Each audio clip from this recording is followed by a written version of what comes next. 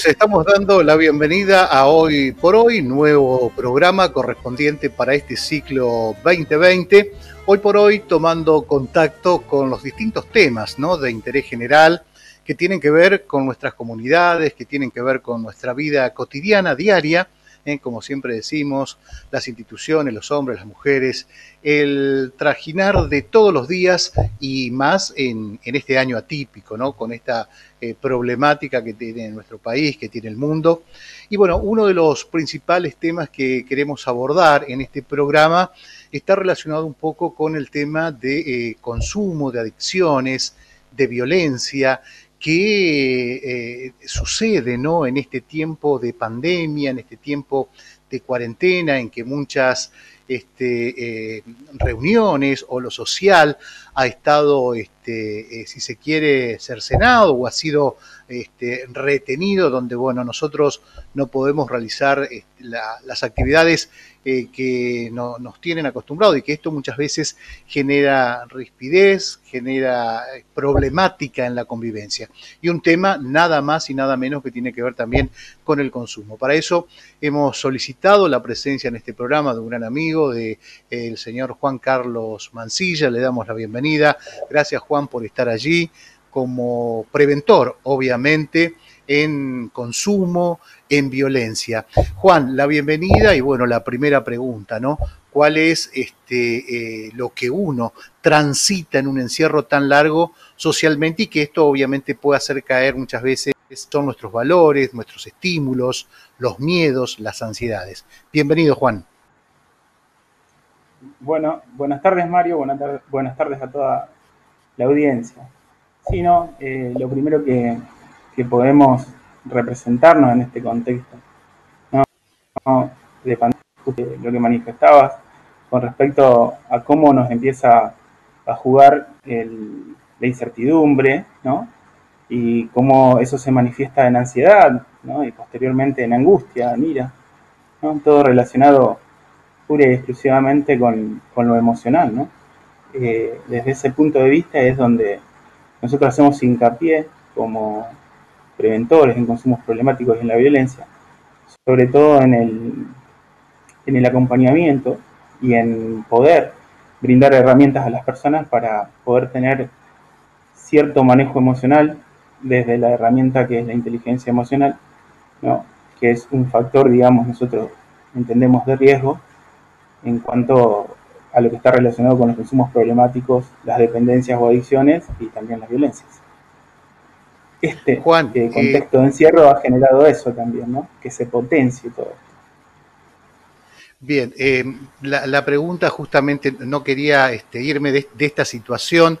Digo, ustedes como preventores, ¿cómo llegarle al otro teniendo en cuenta de que el único elemento es lo virtual y que muchas veces se necesita esa contención feet to feet, ¿no?, cara a cara, persona a persona? Digo, qué difícil se hace, un nuevo desafío también para esta ciencia. Sí, por supuesto que sí, porque imagínense que en cuanto a la parte presencial hay mucho del lenguaje no verbal que por ahí en la virtualidad se pierde, ¿no? Y que eso conecta muchísimo. Nos ha presentado con el otro a través de una mirada, a través de un gesto. Pero bueno, también nos interpela a nosotros como preventores a poder apelar a nuestras herramientas creativas para poder seguir generando estos espacios de contención y de acompañamiento. Porque uno entiende que ahora en este contexto se ha generado la mayor demanda con relación a este tipo de problemáticas sociales que atraviesan clase social, estatus, género, edad. Es transversal a toda la sociedad. Entonces también nos proponen de cómo poder llegar a través de estas pantallas a las personas que están necesitando por ahí algún tipo de escucha activa, ¿no?, y de contención. Juan, la pregunta, ¿cómo trabajar con los preadolescentes, con los adolescentes, con los jóvenes, teniendo en cuenta también un poco que hoy el lugar físico, como era la escuela, dentro de lo que podría ser también una manga de contención, hoy está desplazada por, digo, como espacio, ¿no?, para poder trabajar? Sí, nos hemos encontrado con esa realidad, ¿no? Que se ha perdido, digamos, el espacio no solamente en el ámbito educativo, sino en el deportivo también, en todo ámbito donde interactúan los jóvenes.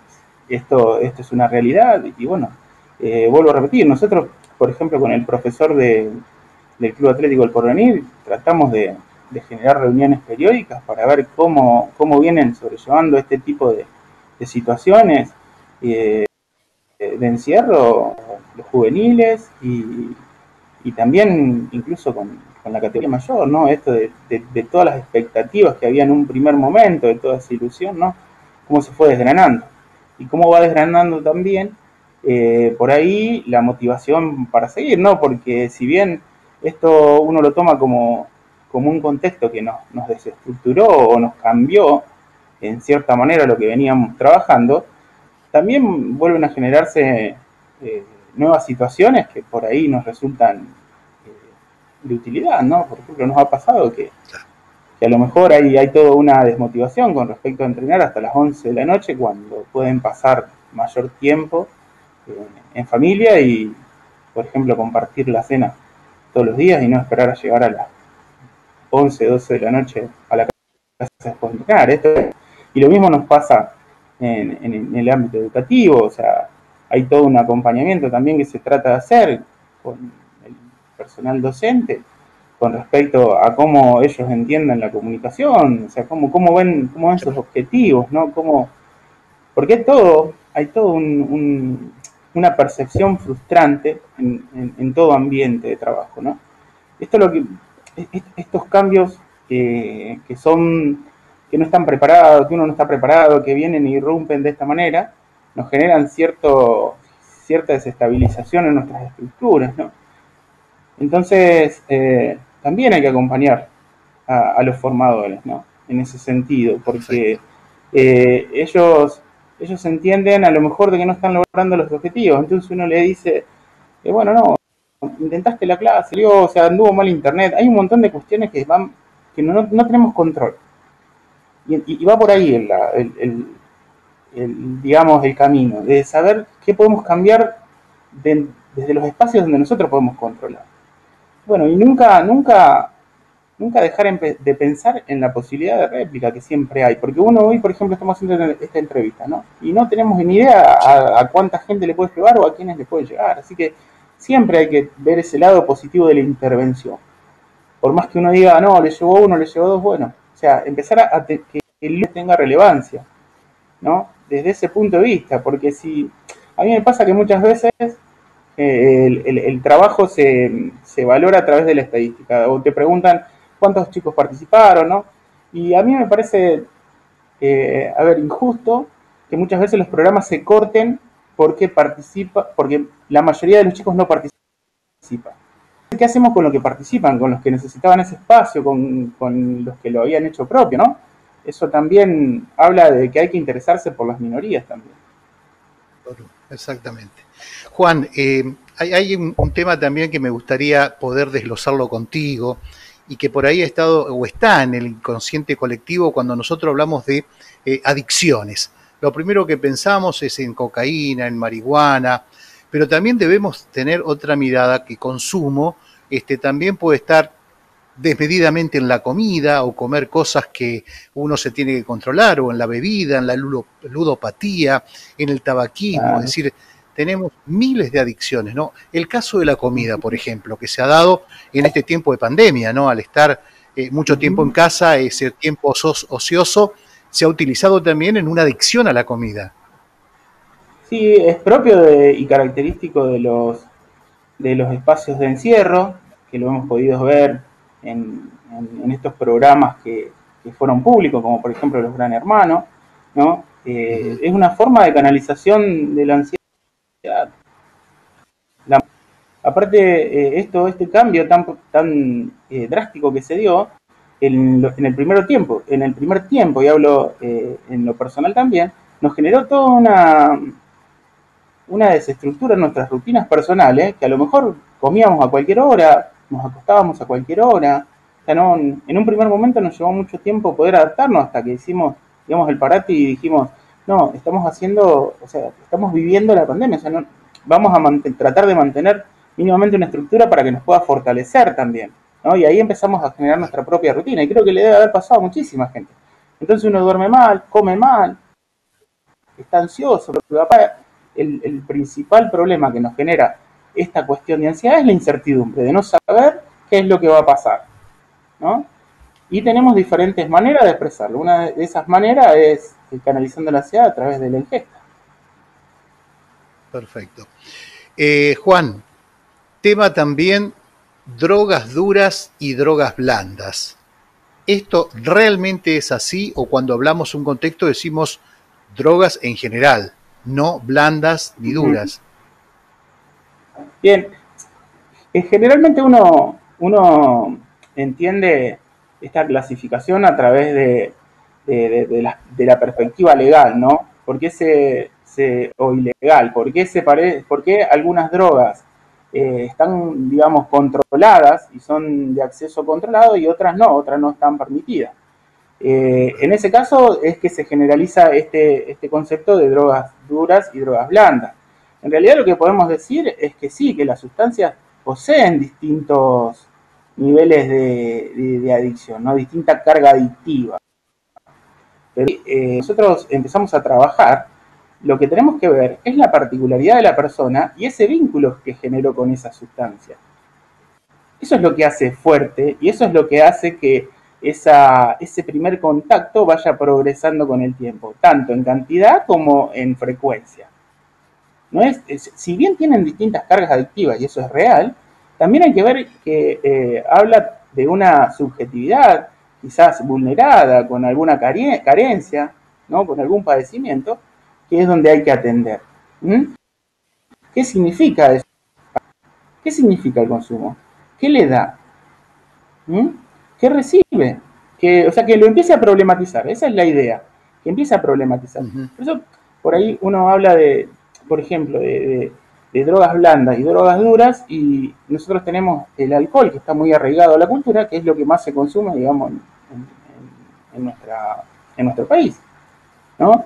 Y está naturalizado. Un trabajo práctico que yo hago, ¿no? Es cuando hablamos de naturalización para poder llevarlo al territorio, es ¿qué sentís vos cuando ves que una persona toma alcohol en la comida y después agarra y se sube a su vehículo y se va?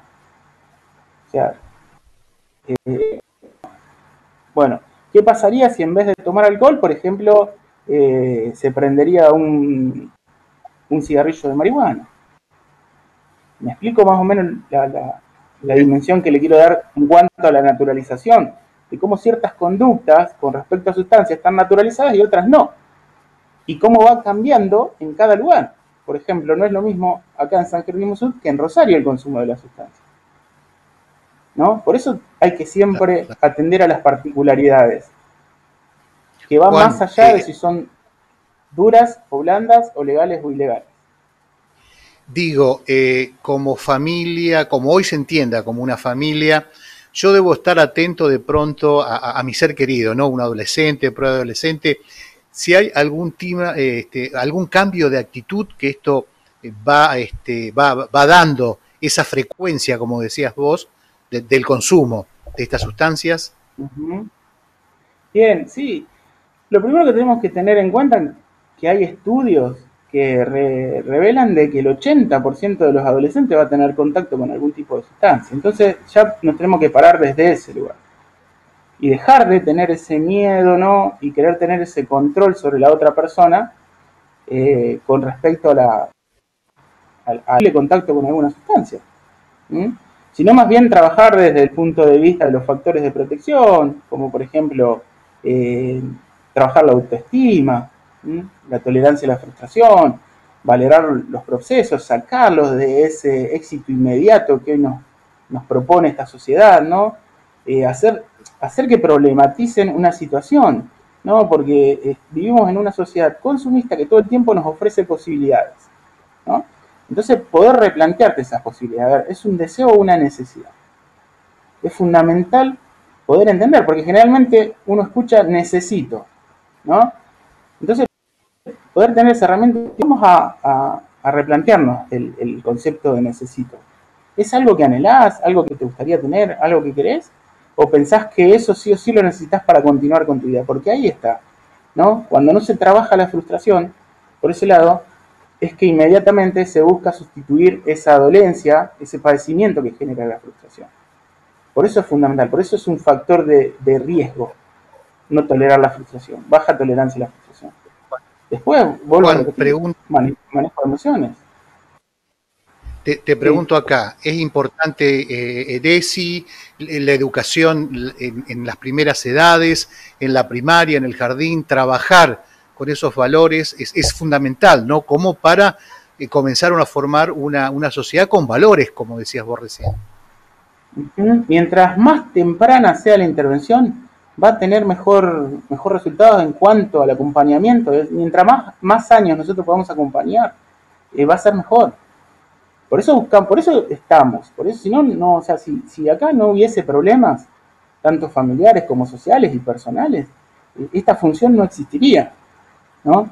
Pero por eso estamos, por eso hoy en día ha cambiado todo al punto tal de que la escuela, el club, tienen que empezar a tomar ciertas eh, responsabilidades que a lo mejor anteriormente estaban propiamente asignadas al ámbito familiar, ¿no?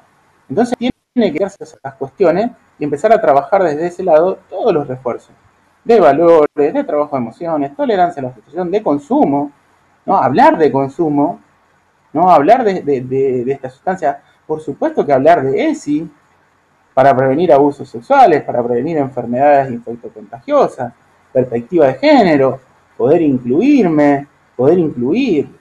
Es fundamental trabajar todos estos temas. En una sociedad que evoluciona, ¿no? Es fundamental que las instituciones evolucionen también junto con la sociedad, porque si no se genera ese contrapunto, porque las instituciones se nutren de seres sociales que eh, salen de la sociedad, que evolucionan. Si yo me quedo con una institución atrasada, por ejemplo, por eso siempre tratamos de llegar con este tipo de intervenciones a todas las instituciones de todos los lugares para poder generar este pensamiento crítico, ¿no? Porque muchas veces lo tenemos, pero no lo sabemos desarrollar y a lo mejor viene alguien y genera esa motivación externa, ¿no? Y empezamos a darle más importancia a estas cuestiones. Juan, quería abordar también otra de las pandemias que tenemos dentro de la pandemia, los femicidios, violencia de género que hemos padecido, que estamos padeciendo en esta parte también, y bueno, que ya venimos con una carga en estos últimos años, ¿no? Justamente la violencia, cómo prevenir también, cómo trabajar, y estos altos números que demuestran que estamos en una sociedad con serios problemas, ¿no? Por el tema femicidios. Cuando empieza las leyes, ¿no? Sobre la protección de la mujer, generalmente lo vinculaban en principios al ámbito privado, ¿no? Hoy en día ya todos sabemos de que es una práctica de índole y de involucramiento público, ¿no? Por eso la necesidad de involucrarse. La mejor forma de prevenir es involucrándonos, ¿no? Es saber si hay una persona que está bajo esta situación, ¿no? Poder brindarle ayuda, ¿no? Hay protocolos de actuación, las instituciones se están formando en perspectiva de género, en violencia de género, en cómo prevenir la violencia de género, ¿no? Y esto es fundamental, la capacitación en género es fundamental, que puedan entender que hay toda una estructura ancestral y cultural que siempre ha sometido a la mujer y que la mujer debe responder a ese sometimiento y la mujer que se revela ante ese sometimiento es muy probablemente una posible víctima. Entonces te da la importancia que realmente tienen estas cuestiones para poder empezar a generar estos cambios culturales, ¿no? Y más con los índices que tenemos, pero hay que involucrarse, todos nos tenemos que involucrar en esto. Dejó de ser algo privado, esto es público. Esto es público, este es un cambio que va a generar una revolución en la sociedad. Son cambios revolucionarios. Los movimientos feministas nos permiten a los varones otras masculinidades. Poder expresarnos de otra manera, poder decir lo que sentimos sin tener esa posibilidad de que vamos a ser juzgados por el resto, poder hablar de otra manera, tener otro léxico, tener otra mirada. Todo eso también nos genera beneficios, ¿no? Y bueno, pero claro, también hay que entender que esta estructura es tan fuerte que también interviene e interpela al femenino. Por eso uno va a ver de que muchos están en discordancias, porque hay toda una estructura que fomenta esto. Bueno, querer quebrar esas estructuras genera esa resistencia, porque se van perdiendo beneficios. Claro. Y uno Juan, no quiere perder beneficios, ¿no? Leyes también más duras, digo, para aquellos que cometen femicidios, que cometen homicidios, ¿no? Leyes más duras en nuestro país. La verdad que con la carátula de femicidio creo que está pasible la cadena perpetua, ¿no? O sea, el tema por ahí judicial hay que entender de que los que interpretan las leyes son los jueces, ¿no? Hay una ley que dice que hay una, ¿no? Que es antijurídica, pero después toda la interpretación y todos los hechos que suceden quedan a consideración de los que juzgan, ¿no? Que en este caso son los jueces. Pero creo que esta figura penal le da la relevancia que tiene que tener, ¿no? Bien. Juan, estás trabajando, es decir, están llegando con la conectividad, ustedes con estas charlas, por allí si alguna institución lo solicita, están a disposición. Sí, hay todos proyectos, ya vamos a ir llegando. Pasa que este nuevo panorama o esta nueva normalidad en sí, digamos, generó un cambio en cuanto a las prioridades, ¿no? Es una prioridad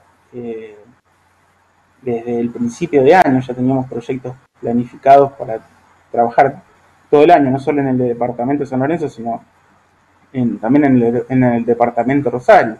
Sobre todo haciendo hincapié en la prevención de las violencias desde los ámbitos deportivos. Eso es lo bueno que pudimos agregar, ¿no? Después de que pasa esta situación de rugby que termina con los días de Fernando, ¿no? Se generó todo un proyecto y un programa para empezar a trabajar la prevención de las violencias en los clubes, ¿no? Y donde uno le agrega todo lo que es pensamiento crítico. Entonces también hay jornadas de perspectiva de género, también hay jornadas de ESI, ¿no? Porque todas las problemáticas sociales se relacionan entre sí y sí o sí necesitan un abordaje interdisciplinario.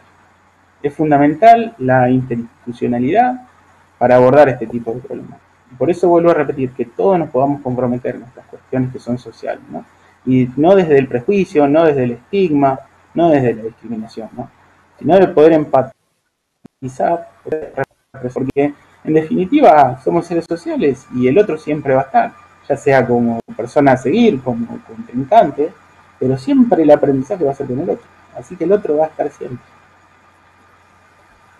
Juan, me gustan esas dos palabras, ¿no? Tejer redes y empatizar con el otro. Eso es fundamental, por lo menos para traccionar y sacarnos, porque de todas maneras creo que nos tenemos que preparar para un post-pandemia también, lo que va a venir una vez que esto se levante todo, ¿no? Seguramente ya la sociedad no va a ser la misma. No es la... Por supuesto que nos tenemos que empezar a preparar. Es fundamental poder empezar a trabajar la salud psíquica, emocional, más allá de la biológica también, ¿no? De prepararnos para la vuelta, que es justamente lo que trabajamos con los equipos de fútbol, ¿no? Prepararnos para volver. ¿Cómo vamos a volver? ¿No? Mucho miedo a lesiones, ¿no? Mucho miedo a que no estén a la altura de las circunstancias hoy en día después de tanto parate. Es todo nuevo, va a ser todo, hay que empezar a prepararse para enfrentar otra vez esta normalidad. Quizás hubo mucha gente que no paró en todo este tiempo que va de pandemia por ser esenciales, pero la mayoría de la gente tuvo que hacer la cuarentena. Y todo esto va generando huellas en nuestras subjetividades desde cómo abordarlo. Bueno, ¿qué va a pasar cuando esto supuestamente vuelva a la normalidad, ¿no? cómo lo vamos a poder contener, si se quiere. Juan, queremos agradecerte nuevamente por haber participado, por estar allí. Automáticamente respondiste nuestro llamado cuando te convocamos.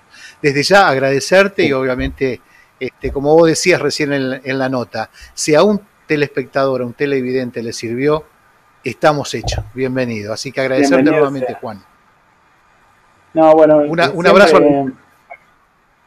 Sí, siempre agradecer también a los medios de comunicación que me tienen en cuenta para estas propuestas, ¿no? Y bueno, y seguir generando pensamiento crítico, generando habilidades sociales, comunicación asertiva, manejo de emociones, ¿no? Desde el punto de vista desde una perspectiva, si se quiere, más humana para poder socializar cada vez mejor y poder tener una sociedad, si se quiere, menos conflictiva, ¿sabes? Agradecerte nuevamente, ¿eh? Seguramente ya nos vamos a encontrar para seguir charlando. Chao, hasta luego, que anden bien. La palabra del preventor Juan Carlos Mancilla, hablando un poco de lo que tiene que ver con adicciones, con consumo, con violencia, ¿no? Otra de las pandemias, lo que está dejando la pandemia y lo que va a dejar, ¿no? Cómo prepararse, cómo trabajar en la escuela, algunos tips para estar atento, ¿no? Con el tema de los consumos que obviamente se han dado en este tiempo y no muchas veces hablar, como decíamos, drogas blancas duras, sino también otros tipos de consumos que mucho dolor de cabeza por allí nos pueden traer y estar siempre atentos. Nosotros le vamos a proponer una pequeña pausa y seguimos con más invitados en Hoy por Hoy.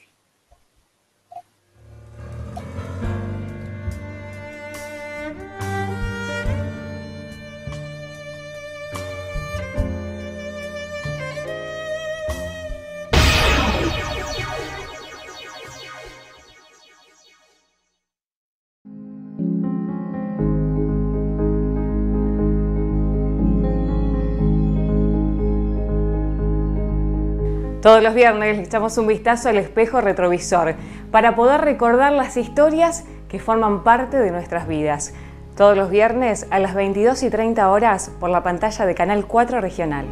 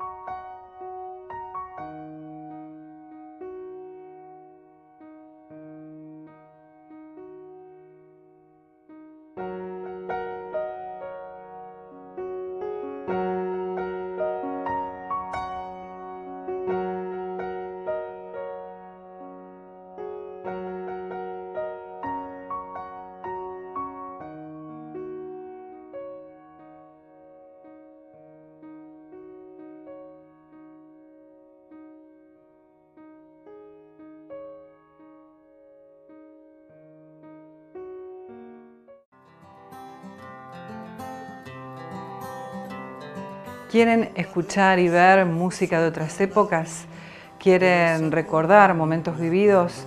Los invito a compartir música para no olvidar, sábados y domingos a las 21 horas. Que te despiertan corazón.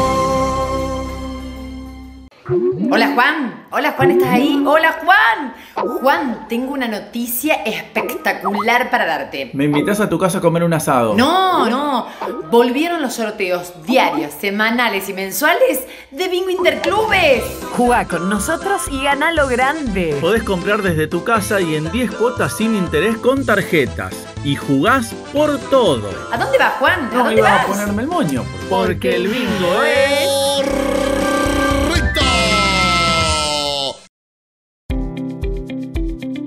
OneFull presenta su plataforma virtual, Nora Go. Con nuestra app vas a disfrutar de contenidos premium en todos tus dispositivos móviles y Smart TV. Podés ver toda la grilla de canales, series y películas. Nos seguimos encontrando juntos. Somos uno. Somos OneFull.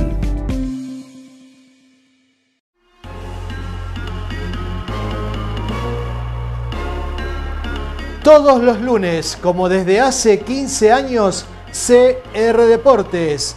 Toda la información deportiva en 1 hora y media. Lunes, 22 horas, CR Deportes.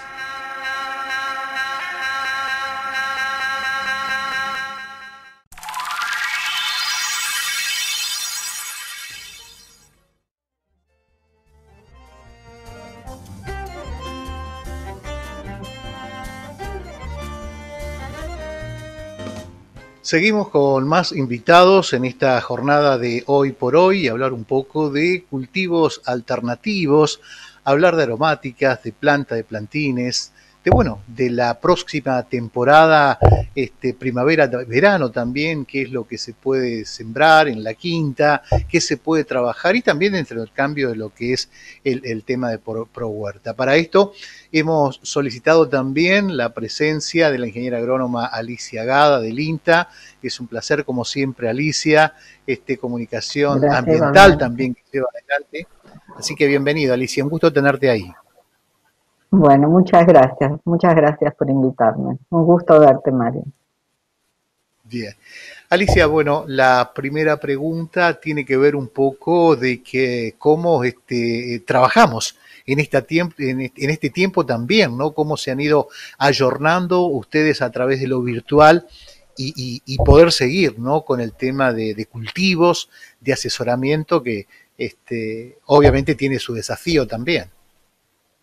Sí, realmente es un trabajo muy intenso el que estamos haciendo, porque estamos de permanecer en contacto con los promotores del Pro Huerta, con la gente, así que estamos trabajando muchísimo, haciendo videos, respondiendo consultas. La verdad que el INTA a nivel nacional está trabajando fuertísimo en este tema, en los distintos proyectos, en las distintas áreas, ¿no? Así que acá estamos, tratando de acompañarlos. No es fácil, la verdad que no es fácil, porque en esta época de crisis, porque realmente muchas personas están pasándola mal, así que bueno, tratamos de que no les falten las semillas, que no les falten los insumos, las capacitaciones, y bueno, y responder siempre las consultas que necesitan dentro de lo que nosotros podamos. Siempre les vamos a estar brindando respuestas, ¿no? Alicia, y en esta tierra tan bendita, ¿no? Que siempre lo hablamos contigo, que tirás una semillita, le pones un poquito de agua y automáticamente tenés la planta que deseas, ¿no? Falta únicamente ese asesoramiento y si se quiere, esa motivación para tener la huerta en casa, ¿no? Sí. La motivación viene por distintos sectores. A veces el apremio económico, otras veces es el querer comer sano, otras veces por una cuestión mental, espiritual, de querer estar con la tierra, de trabajarla, de disfrutar de cosechar, de poner un plato en la comida y decir, esta es nuestra lechuga, estas son nuestras arvejas. Es muy gratificante. Muchas veces se parte por los niños. Las escuelas, creo que todas deben tener huertas escolares, por supuesto con un manejo agroecológico, ¿no? U orgánico. Yo, tantos años que hace que estamos con el tema del Pro Huerta y recuerdo hace muchísimos años la primera persona que me lo dijo era la mamá de un alumno de la escuela de Zavalla, que me dice, yo tuve que hacer la huerta porque me hinchó tanto que al final hice la huerta en casa. Y digo, ¿y ahora cómo te gusta? Me dice, ahora me encanta. Dice, la verdad que no me imaginé, pero me encanta. Bueno, de ahí en más lo sigo leyendo, escuchando, me lo siguen diciendo. Así que muchas veces los chicos las criaturas son inspiradoras también en esto. Ellos disfrutan mucho. Tengo tantas anécdotas, tantas experiencias maravillosas de alumnos de escuelas que me cuentan los docentes, lo he visto yo con mis propios ojos, y también los padres, ¿no? Realmente hay experiencias maravillosas. Una de las que rescato es el valor de todos, que todos tenemos valores, ¿no? Generalmente el alumno problema, que se llama problema en el aula, el chico inquieto, el que no es muy estudioso, no es muy aplicado, tal vez le cuesta memorizar lo que estudia, son los que más se destacan en la huerta. Y he aprendido que es una oportunidad muy importante para demostrar que todos somos valiosos, algunos de forma más intelectual que otros, pero también son muy valiosos aquellos que tienen riquezas en las manos, que tienen la práctica de hacer cosas. Y es un espacio de gran valoración que se le da a esos chicos. Sus compañeros empiezan a mirarlos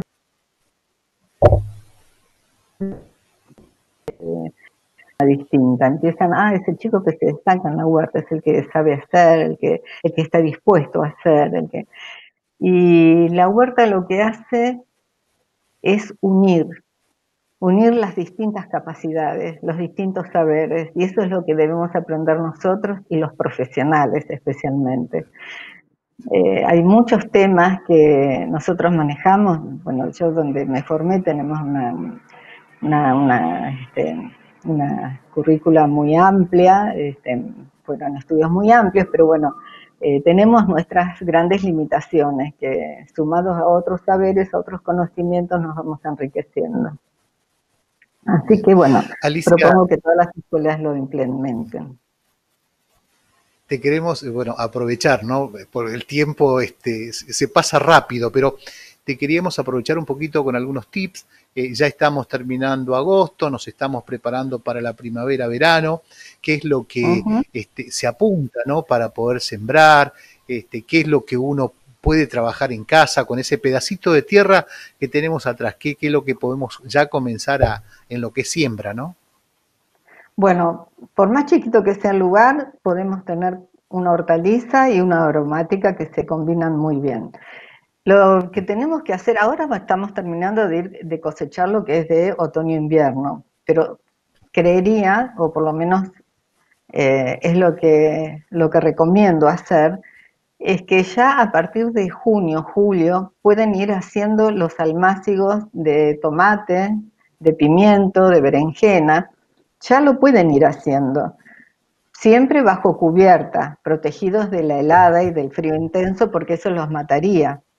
Pero nosotros, por más chiquito que sea nuestro espacio, ahora en este momento lo tenemos ocupado con los que son cultivos de otoño-invierno.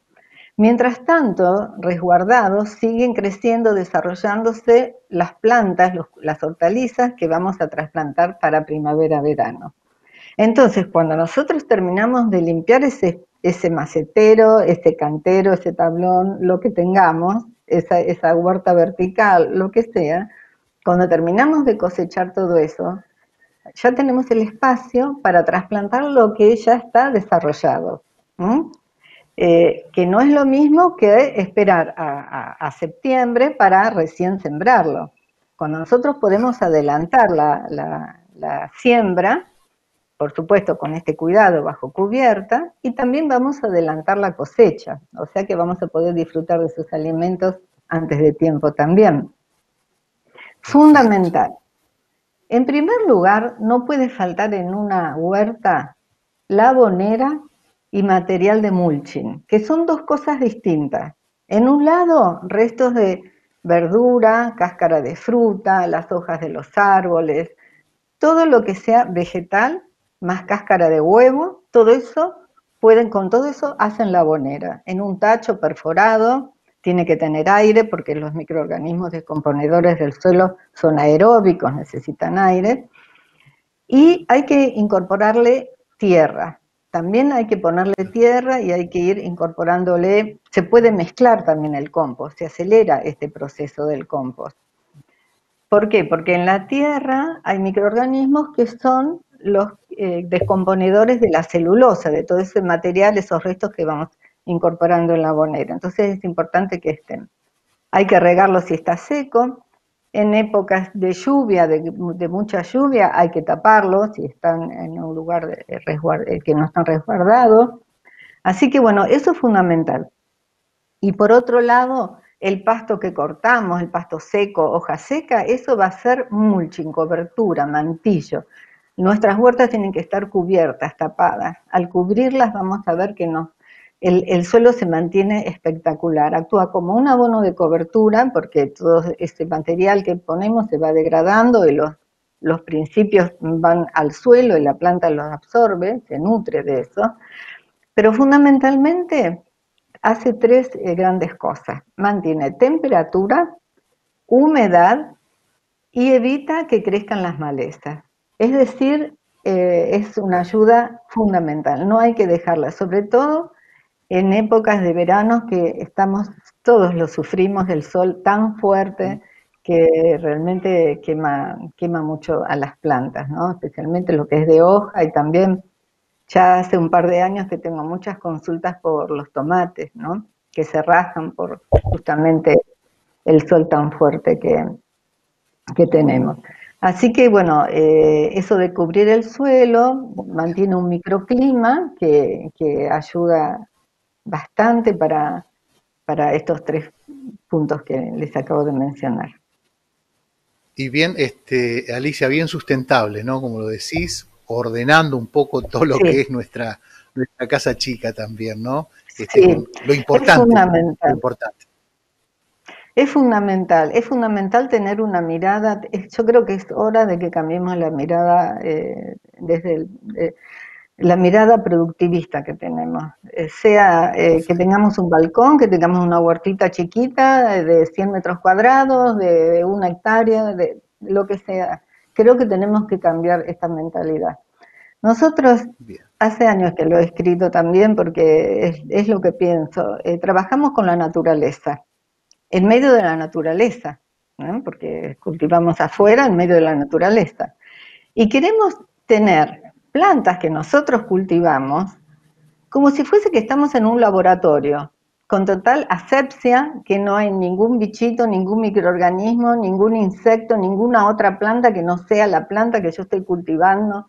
No podemos pensar así. Creo que es hora de darnos cuenta de que si estamos plantando plantas justamente, que hay en un hábitat donde hay otras plantas y donde hay insectos, empecemos a tratar de convivir con ellos, de tener un enfoque absolutamente complejo y no tan reduccionista como el que tenemos nosotros de decir, bueno, me interesa la lechuga, lo demás fuera todo. No, está la lechuga, crece al lado de la serraja atrae al pulgón, el pulgón atrae a las vaquitas que son fitófagas. Es un complejo, no podemos estar con una cadena de querer eliminar, así eliminamos tanto a la biodiversidad, a todo lo que conlleva la biodiversidad de un ecosistema, la flora, la fauna. Bueno, esa mentalidad tenemos que tenerla. Hagamos una huerta chiquita, grande, produzcamos lo que produzcamos, tenemos que conocer el hábitat, a ver qué insectos tengo, qué plantas espontáneas crecen, qué se hace con todo esto, a ver, ¿sirven para algo? Hay muchísimas plantas de crecimiento espontáneo, las que llamamos malezas, yo las llamo buenesas, y mucha gente querida también, porque son un beneficio, son más allá de las propiedades medicinales que pueden llegar a tener, más allá de los preparados que podemos hacer para controlar insectos, porque tampoco vamos a dejar que el insecto se transforme en plaga. Tenemos que convivir con los insectos, tenemos que saber que para tener un insecto entomófago, es decir, el insecto que se alimenta del fitófago, del que se alimenta de la planta, porque es toda una cadena, ¿sí? Si nosotros no tenemos ningún insecto fitófago, el insecto entomófago se nos va, o el insecto benéfico que le llamamos, dañino y benéfico, todo de acuerdo a la conveniencia del ser humano, se nos va a ir a la huerta de al lado. Es así. Tenemos que... Es difícil y es muy complejo, pero si no hacemos un cambio de mirada, vamos a perder. Contra la naturaleza siempre vamos a perder. Alicia, queremos agradecerte como siempre la predisposición tuya para estar ahí, contarnos gusto, estos tips que Mario, vienen bien para la gente que nos sigue. Y la última pregunta tiene que ver, bueno, con la entrega de semillas. Hay mucha gente de Funes que nos ve, de Ricardone, de Ibarlucea, de San Jerónimo. ¿Está prevista nueva entrega de semillas o ya fue, Alicia? Sí. No, estamos esperando recibir las semillas de la temporada primavera-verano, que seguramente será fines de agosto. Hasta ahora no tenemos novedades, pero bueno, pensamos que en septiembre sí ya las vamos a tener. Al respecto, Mario, déjame que esto es algo que ya lo hemos hablado en otras oportunidades con vos. Hagamos buen uso del recurso semillas, hagamos nuestras propias semillas. Autoproducción de semillas es un tema fundamental. Nosotros hacemos las ferias de intercambio de semillas, saberes y sabores, los hacemos 2 veces al año en Roldán y eventualmente en alguna otra localidad. La idea es rescatar especies que son alimenticias, especies que son medicinales, especies nativas. Si no lo hacemos nosotros, la industria de los semilleros no lo va a hacer. Nosotros comemos y nos alimentamos de acuerdo a la decisión de los semilleros. Los semilleros dicen, bueno, vamos a producir tal especie. Eso lo vuelcan al productor, el productor produce y es lo que nos llega al mercado. Nosotros cuando vamos a hacer la compra encontramos determinados tipos de alimentos, pero hay muchísimos alimentos, y eso no se puede perder. Entonces, la autoproducción de semillas y el intercambio de semillas es fundamental. La autoproducción de semillas es fundamental, ¿por qué? Porque las semillas que nosotros obtenemos en nuestro espacio, en nuestro lugar, ya está aclimatada al suelo, al aire, a la temperatura, al clima, al agua. Entonces es fundamental tener nuestras propias semillas. No es imposible. Con eso termino. Alicia, agradecerte nuevamente, seguramente ya nos vamos a encontrar y seguimos toda la actividad, obviamente que llevan ustedes de forma virtual, así que nuestros saludos y el espacio como siempre para ustedes también. Gracias por acompañarnos, Alicia. Muchas gracias, Mario, muchas gracias. Buenas tardes a todos. La palabra de la ingeniera agrónoma Alicia Gada, del INTA, contando un poco sobre cultivos alternativos, ¿no? La quintita, qué hacer, cómo trabajar, qué se puede hacer en este momento, cómo podemos preparar un buen abono, el compost en casa, ordenar lo que hace en la convivencia, ¿no? En cada uno de nuestros lugares. La palabra entonces de la ingeniera Alicia Gada. Nosotros le vamos a proponer una nueva pausa y luego seguimos con más invitados en Hoy por Hoy.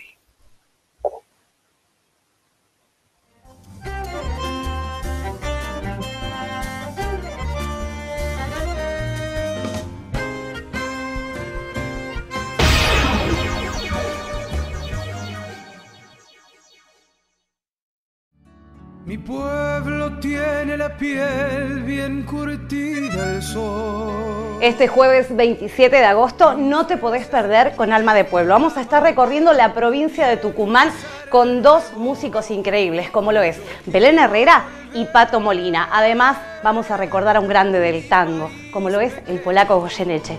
No me dejes sola, no te lo pierdas. 22 horas con Alma de Pueblo. Despiertes, mi pueblo.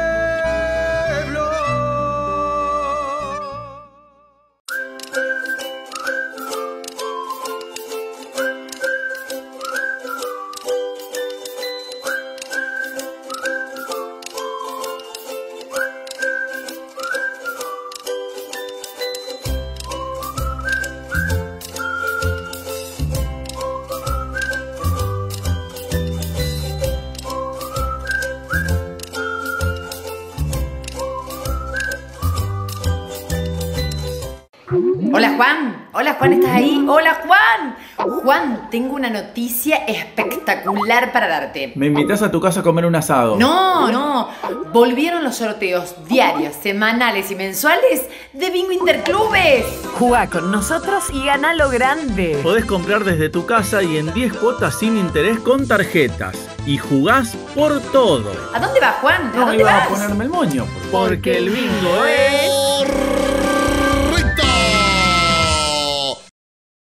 Condimento tu cocina. El domingo Prendete todos los domingos a las 12 del mediodía por Canal 4 Regional, Condimento Tu Cocina, en su 10ª temporada de 3 recetas económicas y ricas. ¡Nos vemos! Condimento Tu Cocina.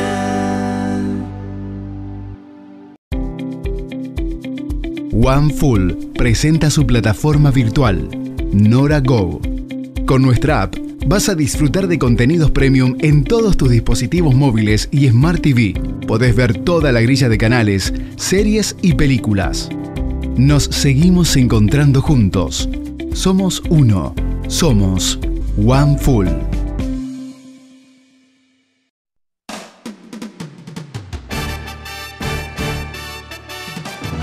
De lunes a viernes, de 12 a 14. El panorama informativo más completo de la región lo tenés acá. Te invitamos a recorrer las localidades con la información al instante. Como siempre, 2 horas de toda la actualidad, de todo lo que ocurre en nuestras distintas localidades. Ya lo sabes, la invitación es por la pantalla de Canal 4 Regional. No te olvides, lunes a viernes, de 12 a 14 horas, Informa Regional.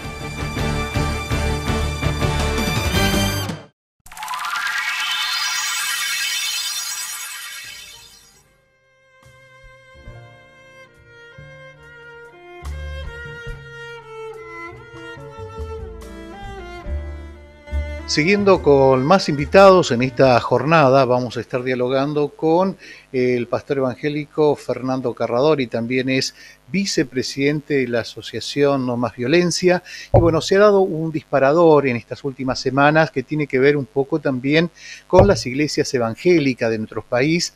A través de la Subsecretaría de Culto se ha llevado adelante una disposición en la cual se ordena a las iglesias y a fundaciones también de nuestro país a que en su comisión constituyente que tienen, tengan paridad de género, es decir, tantos hombres, tantas mujeres, la igualdad que sea para uno o para otro. Y esto también, bueno, ha traído una polémica, si se quiere, un planteo por parte de los sectores de la iglesia evangélica, teniendo en cuenta, obviamente, la cantidad de iglesias que tenemos en nuestro país, y ha quedado un poco excluida también lo que es la Iglesia Católica, que figura en nuestra Constitución Nacional, según lo que ha dicho el gobierno. Para eso ya lo tenemos a Fernando Carrador y ahí. Fernando, la bienvenida, gracias por estar, y un poco cómo ha caído este tema, ¿no?, de la paridad de género dentro de los templos evangélicos. Bienvenido, Fernando. Bueno, muchas gracias, Mario, un gusto como siempre conectarnos. Y bueno, permitime hacerte una pequeña corrección. Correcto. En realidad, quien establece esta resolución no es la Secretaría de Cultos de la Nación, sino que es la Inspección General de Justicia, que en su resolución número 34 del año 2020 establece que a partir de la promulgación de esta resolución en el boletín oficial, no solamente las iglesias evangélicas, sino todas las asociaciones civiles, fundaciones en sus consejos directivos, asociaciones simples, cualquiera de las asociaciones, no solamente en un ámbito religioso, sino de cualquier estilo, deberán contener una determinada paridad de género conforme a las distintas legislaciones que tiene nuestro país. Las organizaciones religiosas, las iglesias, muchas de las iglesias, no solo evangélicas, sino de cualquier credo, tienen o figuran bajo la figura de una persona jurídica, y en este sentido es donde nos afecta. Vos decías recién que esto deja de lado a la Iglesia Católica, porque claro, la Iglesia Católica Apostólica Romana está establecida como culto oficial por la Constitución, pero hay un montón de organizaciones dentro de la Iglesia Católica que son asociaciones civiles también, y que se ven afectadas por esto también. Así que bueno, hecha la salvedad, justamente, nosotros, una buena parte de las iglesias evangélicas de la República Argentina, estuvimos reunidas con el secretario de Culto de la Nación, expresándole esto, porque nos afecta. Es decir, si bien no partió de la Secretaría de Culto de la Nación la resolución, sino de la Inspección General de Justicia, la IGJ, que está debajo del Ministerio de Justicia y Derechos Humanos de la Nación, esto nos afecta, como afecta no solamente a las iglesias, sino que afecta a la libre asociación establecida por la Constitución de la Nación Argentina. Allí, reunidos con ACIERA la semana pasada, la Asociación Cristiana de Iglesias Evangélicas de la República Argentina, le expresamos al secretario de Cultos de la Nación nuestra preocupación por esta injerencia de la Inspección General de Justicia y esta extralimitación concreta en determinar la libre asociación no solo de los credos en sus asociaciones civiles o fundaciones, sino también en todas las asociaciones civiles que se vayan a constituir en la Argentina. Esto nos pareció un avasallamiento, nos parece un avasallamiento, específicamente en lo que es las organizaciones religiosas. La Constitución Nacional establece la libre asociación y el libre culto, y la reglamentación, la resolución número 34 y la número 35 de la Inspección General de Justicia establecen algunas cosas, algunos controles y algunas cosas que extralimitan la función del Inspector Nacional de Justicia, por lo cual creemos que es un avasallamiento y lo hemos hecho saber así al secretario de Cultos de la Nación.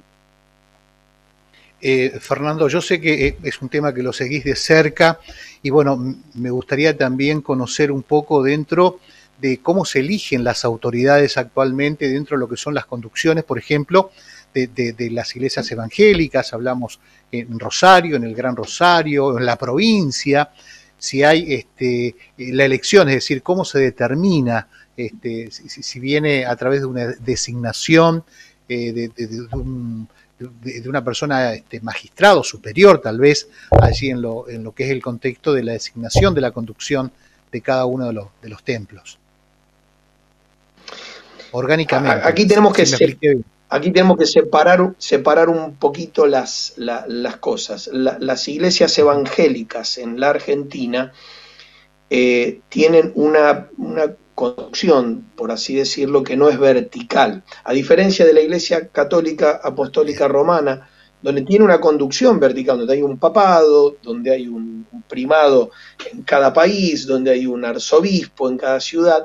En las iglesias evangélicas, te podría decir en el 80 y el 90% de las iglesias del país que estamos adheridas a ACIERA, en realidad no son gobiernos verticales, sino que en lo que es el establecimiento del pastorado, en el establecimiento de los líderes que dirigen o de alguna forma llevan adelante la tarea de cada iglesia, es una cuestión más horizontal.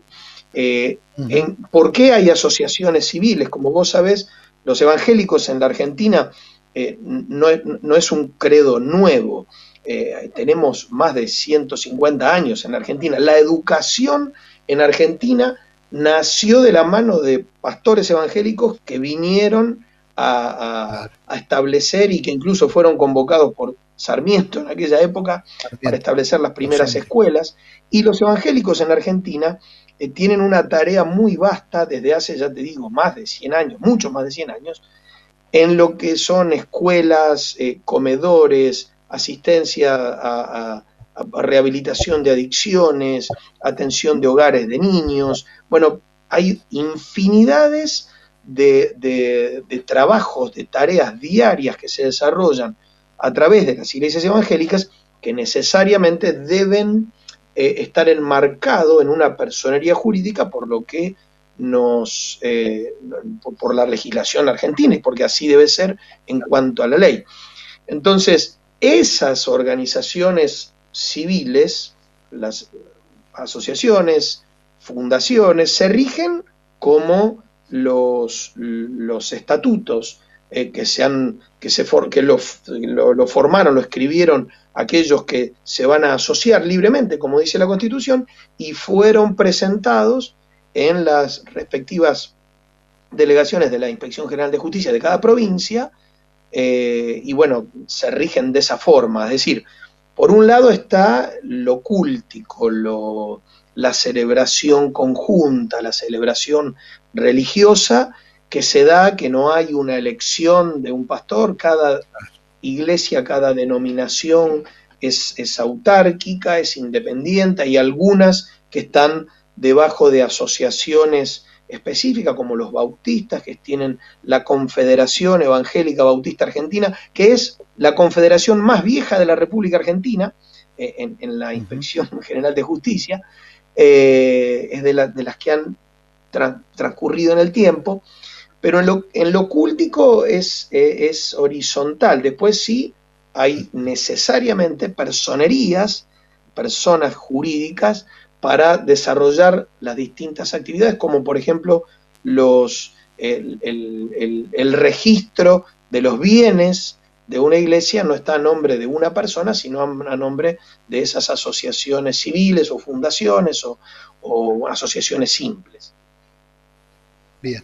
Fernando, bien lo decías, ¿no? Libertad de culto, por sobre todas las cosas, estas dos palabras que no se han contemplado, y pensando también de que esto no es una lista de candidatos políticos a una elección, ¿no? A una elección política hablo.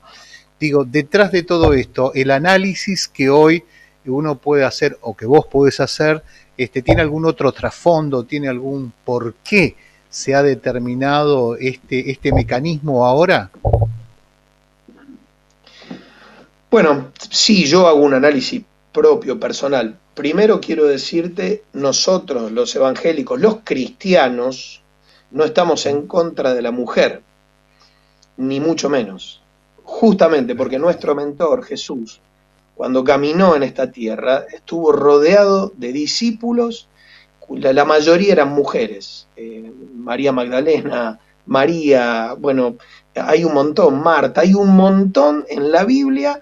Aquel que le interesa, que quiere hablar de esto, nunca va a poder justificar de ninguna forma que Jesús era machista, porque Jesús no lo fue. Jesús fue inclusivo por donde lo miremos.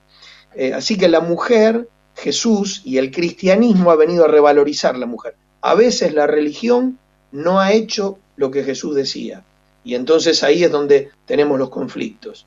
Pero la cristiandad, el cristianismo, en su base más pura, en la enseñanza de Jesús, exalta a la mujer. Entonces eso quiero dejarlo muy claro, porque no es que no queremos la participación de la mujer, sino que la participación de las mujeres se da. Por ejemplo, pusieron allí ustedes en el graph, allí abajo en la pantalla, que yo soy vicepresidente de una fundación llamada No Más Violencia. La presidenta es una mujer. Con lo cual nosotros no tenemos problema con la mujer, al contrario, el cristianismo lo que hace, y no hablo solo de los evangélicos, hablo de todos los credos cristianos, es exalta la figura de la mujer, la honra, la pone en su verdadero lugar, que es de ser igual al hombre, porque somos los dos iguales. En ese marco quería explicarlo, y lo que sí creo es que hay una corriente ideológica, que es la ideología de género, que está tiñendo cada una de las decisiones que muchos organismos del Estado toman, y que es contraria al concepto biológico y al concepto de cómo nacieron nuestros organismos. Esto es ideología, por eso se llama ideología de género, porque es una discusión en base a ideas, y muchas veces en las ideas conceptuales de que el varón tiene la culpa de todo, el varón es el principal violento y el principal agresor. Y yo quiero tomar este lugar, y perdón, no me quiero ir del tema para el que me convocaste, Mario, y te agradezco el llamado, pero yo quiero expresar que en Argentina la mayoría de los hombres no son violentos. ¿Hay un grupo de violentos? Sí, y deben caberle el peso de la justicia, y tenga que pagar de la forma que tenga que pagar. pero no todos los hombres somos violentos, no todos los hombres somos agresivos, no todos los hombres matamos, agredimos verbalmente. Hay millones de hombres en Argentina que no viven ese precepto, sino que honran a la mujer. Y entonces, teñir todo con esta falsa ideología que pretende destruir todos los conceptos de familia y bueno, todo lo que significa la sexualidad concreta según la biología, es un error, y creo que este tipo de decisiones están tomadas en base a eso. Y por eso es que estamos en contra, ¿no es cierto? Fernando, bueno, por último, ¿son optimistas que se pueda volver para atrás con esta medida, reverla de los organismos que les toque rever? Yo creo que, a ver, hay un proyecto de ley, lo estaba reviendo esta mañana, de muchos diputados de la Nación que le piden al Ejecutivo, del cual depende la Inspección General de Justicia, que revea esto no solo para los credos evangélicos que nos están avasallando la libertad, evangélicos o de otra, porque esto cabe para todas las religiones, nos están avasallando la libertad de culto, sino que esto va en contra de la libertad de asociación. Es decir, si algunos de nosotros allí, la gente que está en técnica contigo en el piso, vos, yo y algunos otros más, quisiéramos asociarnos para desarrollar alguna actividad, inexorablemente tendríamos que tener en nuestra asociación la misma cantidad de mujeres. Y eso va en contra de la libre asociación. Podrían ser 5 varones, 5 mujeres.